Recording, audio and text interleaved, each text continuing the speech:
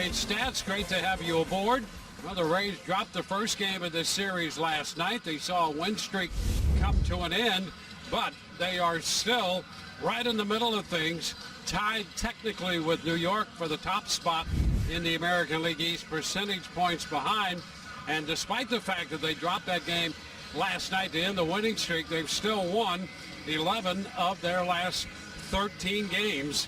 And they've done it on the strength of great offense. Brandon Lau has led that charge. Yeah, he certainly has. I mean, this is the reigning American League Player of the Week, and for good reason, because he has the long ball working right now. Look what he has done in his last 12 games. You talk about making your mark.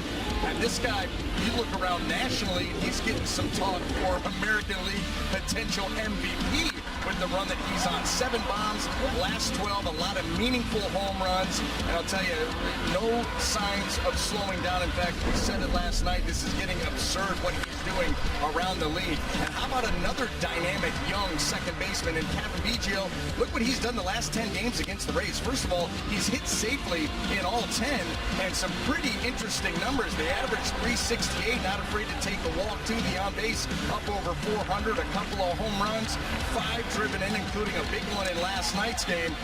He has swung the bat well over the last season, and then some against this Rays pitching staff, and that is no easy task. And here's the matchup. The Rays have the 6'10 right-hander. HEREEE opening tonight. HEREEE will do the pitching for the Blue Jays, coming in from the National League to be essentially the ace of their run. Kevin Biggio had a big night last night. He will return to the leadoff spot, followed by Randall Grichuk and then Travis Shaw, Teoscar Hernandez, Vladimir Guerrero Jr., and Rowdy Tellez down the middle. In left field hitting 7th, Lourdes Gurriel Jr.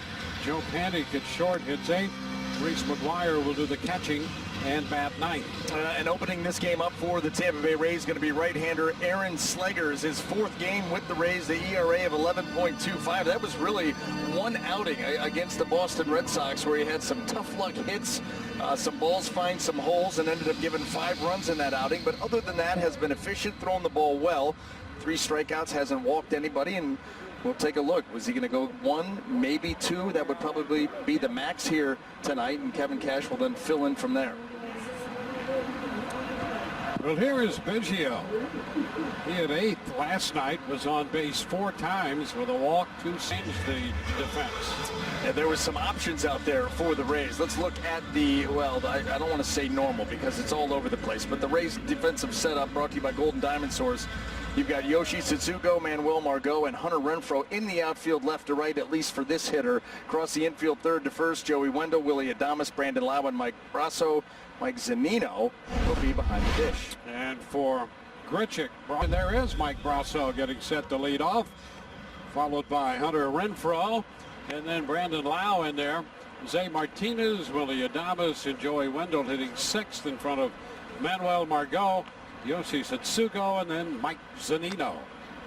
Well, making his 6th start of this season is going to be left-hander Hyun-Jin Ryu. The Rays saw him back on opening day. That would have been July the 24th, and overall he is 2-1, 3.46.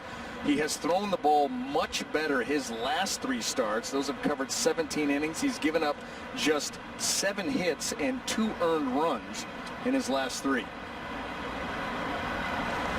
Pushed him off with that cutter.